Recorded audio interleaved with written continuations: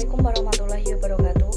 Pada kesempatan kali ini kami dari kelompok 2 Pendidikan Kewarganegaraan PGMI 2C yang beranggotakan Salis Kurotal Ayuni, Wahyu Irawati, Cindy Olivia Salsabila, Talia Fatimatus Zahro, Zidia Husnaya. Di sini kami akan mempresentasikan hasil kerja kelompok kami yang berjudul Urgensi Integrasi Nasional sebagai salah satu parameter persatuan dan kesatuan bangsa. Menelusuri konsep dan urgensi integrasi nasional. Makna integrasi nasional dapat diuraikan menjadi dua pengertian, yaitu etimologi atau yang terdiri atas dua kata, integrasi dan nasional. Dan yang kedua ada terminologi atau istilah yang telah dihubungkan dengan konteks tertentu atau dikemukakan para ahli.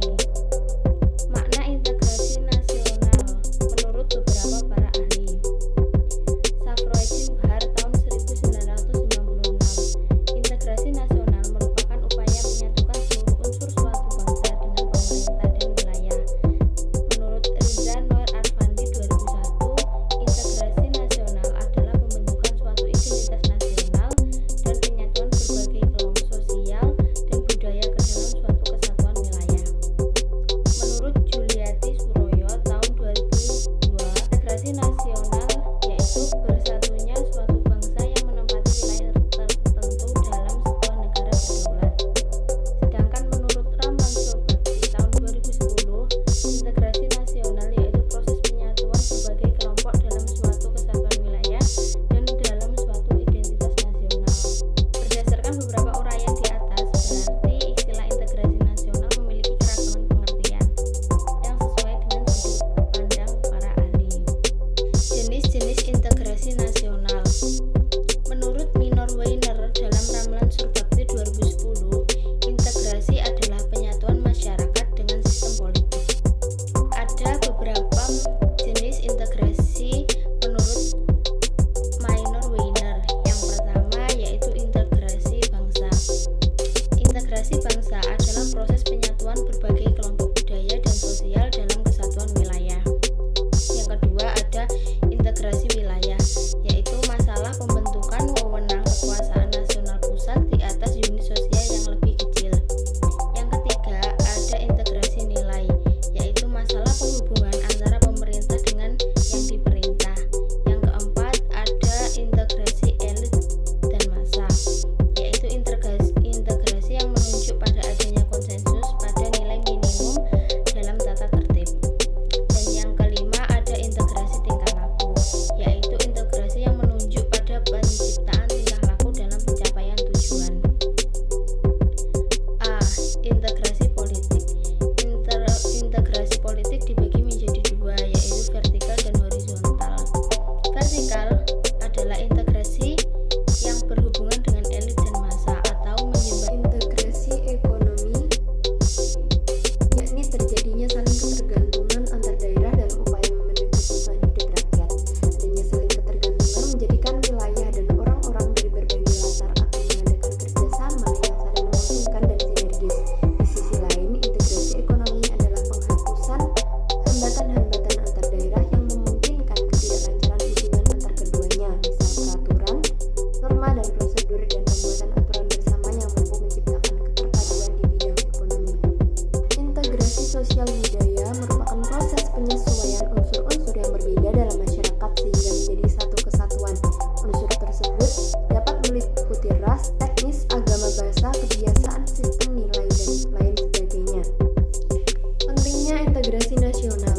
Integrasi nasional umumnya dianggap tugas penting suatu negara dikarenakan tujuan negara hanya akan dapat dicapai apabila terdapat suatu pemerintah yang mampu menggerakkan dan mengerahkan seluruh potensi masyarakat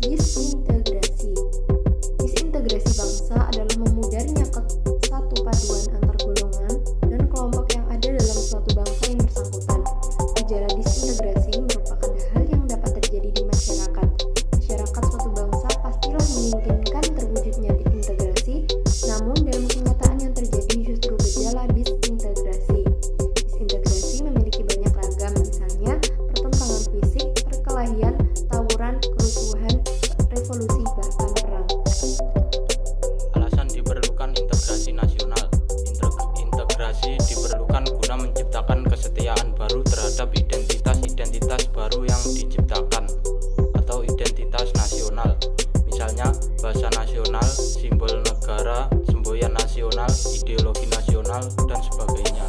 Menggali sumber historis, sosiologis, politik tentang integrasi nasional. Dalam hal ini dibagi menjadi dua bagian. Satu, perkembangan sejarah integrasi di Indonesia menurut Suroyo. Ternyata sejarah menjelaskan bangsa kita sudah mengalami pembangunan integrasi sebelum bernegara Indonesia yang merdeka. Menurutnya, ada 3 model integrasi dalam sejarah perkembangan integrasi di Indonesia, yakni A. Model integrasi Imperium Majapahit. Model integrasi pertama ini bersifat kemaharajaan atau Imperium Majapahit. Struktur kemaharajaan yang begitu luas ini berstruktur konsentris. B.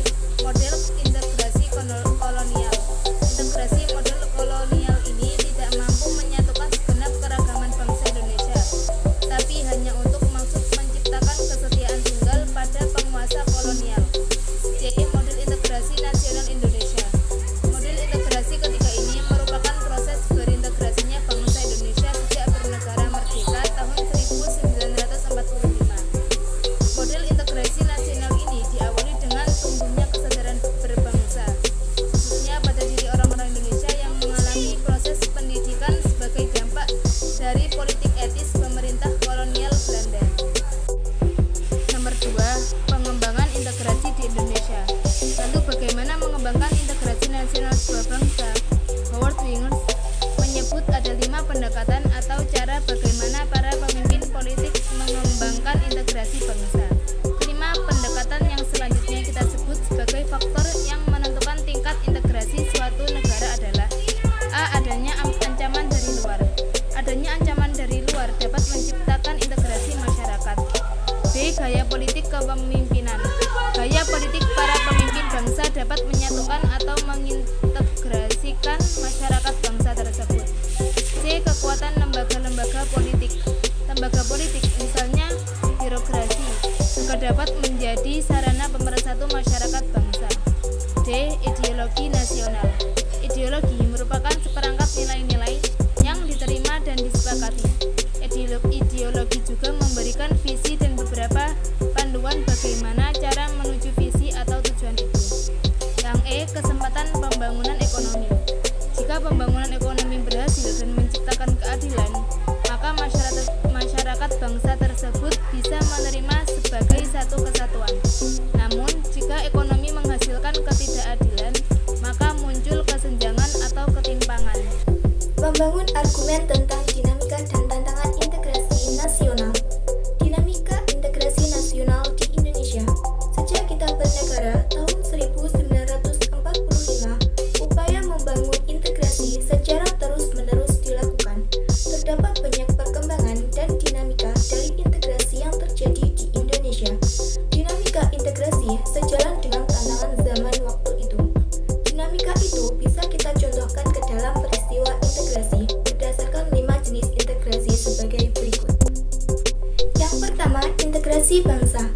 Tanggal 15 Agustus 2005, melalui MOU (Memorandum of Understanding) di Vantaa, Helsinki, Finlandia, pemerintah Indonesia berhasil secara damai mengajak Gerakan Aceh Merdeka atau GAM untuk kembali bergabung dan setia memegang teguh kedaulatan bersama Negara Kesatuan Republik Indonesia.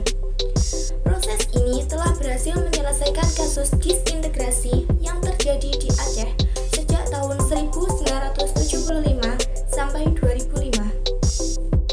Yang kedua, integrasi wilayah. Melalui deklarasi Juanda tanggal 13 Desember 1957, pemerintah Indonesia mengumumkan kedaulatan wilayah Indonesia, yakni lebar laut teritorial seluas 12 mil, diukur dari garis yang menghubungkan titik-titik ujung yang terluar pada pulau-pulau negara Indonesia. Dengan deklarasi ini, maka terjadi integrasi wilayah teritorial Indonesia. Wilayah Indonesia merupakan satu kesatuan, wilayah dan laut tidak lagi merupakan pemisah pulau, tetapi menjadi penghubung pulau-pulau di Indonesia. Yang ketiga, integrasi nilai. Nilai apa yang bagi bangsa Indonesia merupakan nilai integratif? Jawabannya adalah Pancasila. Pengalaman mengembangkan Pancasila sebagai nilai integratif terus-menerus dilakukan. Misalnya, melalui kegiatan pendidikan Pancasila, baik dengan mata kuliah di perguruan tinggi dan mata pelajaran di sekolah. Melalui kurikulum 1975 mulai diberikannya mata pelajaran pendidikan moral Pancasila atau PMP di sekolah. Saat ini, melalui kurikulum 2013 terdapat mata pelajaran PPKN. Melalui pelajaran ini, Pancasila sebagai nilai bersama dan sebagai dasar filsafat negara disampaikan kepada generasi muda. Yang keempat, integrasi elit massa. Dinamika integrasi elit massa ditandai dengan seringnya pemimpin mendekati rakyatnya melalui berbagai kegiatan, misalnya kunjungan ke daerah, temu kader PKK, dan kotak pos presiden. Kegiatan yang sifatnya mendekatkan elit dan massa akan menguatkan dimensi vertikal integrasi nasional. Yang kelima, integrasi tingkah laku atau perilaku integratif. Mewujudkan perilaku integratif dilakukan dengan pembentukan lembaga-lembaga politik dan pemerintahan termasuk biro aksi. Dengan lembaga dan biro aksi yang terbentuk, maka orang-orang dapat bekerja secara terintegratif dalam suatu aturan dan pola kerja yang teratur, sistematis, dan bertujuan. Pembentukan lembaga-lembaga politik dan biro aksi di Indonesia diawali dari hasil sidang pertama PPKI tanggal 18 Agustus 1945, yakni memilih presiden dan wakil presiden. Sidang PPKI kedua tanggal 19 Agustus 1945 memutuskan pembentukan 12 kementerian dan 8 provinsi di Indonesia. Nah, kemudian tantangan dalam membangun integrasi. Dalam upaya mewujudkan integrasi nasional Indonesia, tantangan yang dihadapi datang dari dimensi horizontal dan vertikal.